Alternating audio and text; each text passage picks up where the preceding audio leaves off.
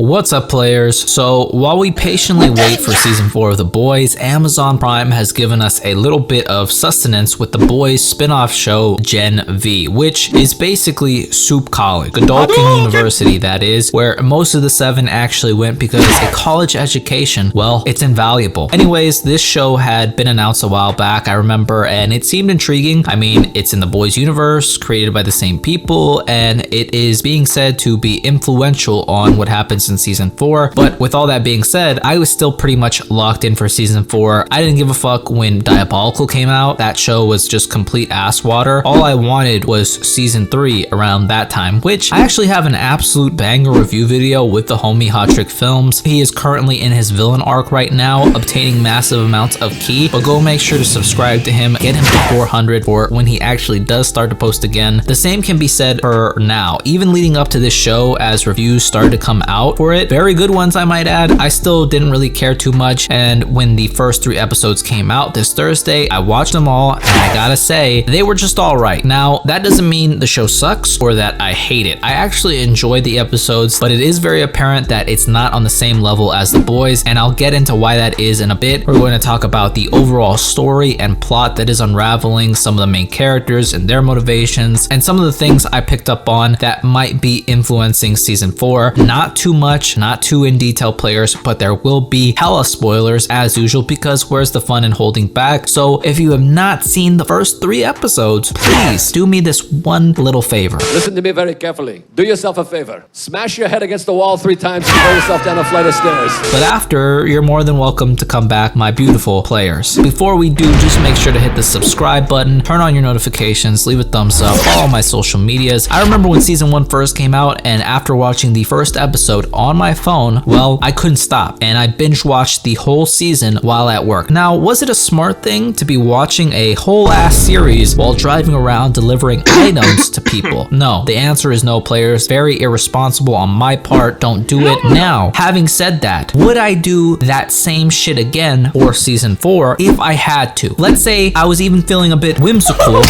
I just kind of felt like doing it. Well, does this answer your question? So the show revolves around Marie Monroe, who is a soup that essentially had her powers manifest at puberty. Blood powers, okay? She's actually a viewer of this channel, but she's a bloodbender, and with those powers manifesting, she inadvertently kills her parents. She grew up in the same soup orphanage that Victoria Newman grew up in season 3, and has recently got accepted to Godolphin University, where she has an opportunity if she excels enough to become part of the 7. It's either that or she kind of gets taken away for the rest of her life. So it's a fight for freedom, and she's determined on becoming the best, even though she's being tested along every step of the way, even almost getting framed for things she didn't do, like the rest of the top 10, almost killing somebody and having her to fix their mess, and almost even getting expelled for it. Her roommate Emma, or Little Cricket, a shrinking soup, and she doesn't even have to get out of the pool to do that. Now, the rub is that her powers are dependent on how much she eats or purges, which is a play on eating disorders. They're trying to say something about that this season, and with this character, like, the thing the world values Emma for is her shrinking ability, her physical size, and her power is the thing that causes her the most suffering. So obviously she rejects her powers, but doesn't yet have the self-esteem to stop using them. She literally shrinks for a mofo with a micro wiener so that he could feel good about himself. And I mean, I get it, but that's not reality. Suffer with the rest of us, dickless. Emma is already shaping up to be the actual most interesting character on the show, next to that of Jordan Lee. Now, Jordan is a legit trans soup, not like Doppelganger, okay? Like, Jordan's powers are legit. They can turn into a male version and then a female version and have different powers associated with each side. I know what you're asking yourself, players, what everybody is asking themselves. Yes, a brave soul did in fact try out some of that they-them pussy in the show, and that man became the president of these United States. No, but for reals, Jordan was introduced as another obstacle in Marie's way, having rejected her from a class she needed to take in order to eventually get into the 7. But the tables are slowly turning after the golden boy, Luke Riordan, the top-ranked soup at the school, basically the Human Torch, the next Homelander, goes postal, kills Professor Brinklehoff, Clancy Brown's character, who we'll get into in a bit. He gets caught in the act by Marie and then goes postal, bites Jordan off, and eventually explodes himself, just not in a good way, you know? But basically, he leaves a message for his best friend Andre, another high-ranking soup at the university, university before he does it, and that's when this big mystery starts to get unraveled after the first episode, trying to find out why Luke did this just out of nowhere and what this mysterious place called the Woods is. After this event in the second episode, Marie gets pushed up in the ranks and is being lauded for stopping Golden Boy, but the version of events is painting him out to be a monster, and his girlfriend Kate is not happy with that and seeks answers just like Andre, and in seeking out those answers we find out Luke's brother is being held at the Woods. Emma gets outed for her purging, and that spreads across the whole campus, leaving her in a pretty shitty state, and Jordan pleads with Marie to at least mention her part in fighting off Luke to stay relevant, but Marie is not intent to help after getting rejected from crime class by them. Even though Marie contemplates giving them credit, she gets sidetracked by the mention of her sister and that supposedly she wants nothing to do with her. This is one of Marie's main motivators, was after, killing her parents accidentally, her and her sister have been estranged and all she wants is to get her sister back, but the fact that she doesn't want to be back with her, that kills her, and that's a big reason why she cuts herself, why she self-harms. Again, another way in which her powers, just like Emma, are pretty much self-destructive. All that goes down in the episode, driving a wedge between Emma and Marie, and then in the third episode they make up eventually, and by the end of the episode Emma is going on some super spy Ant-Man mode in the woods to find Sam, Luke's brother, on behalf of Andre, and the episode ends with them getting caught.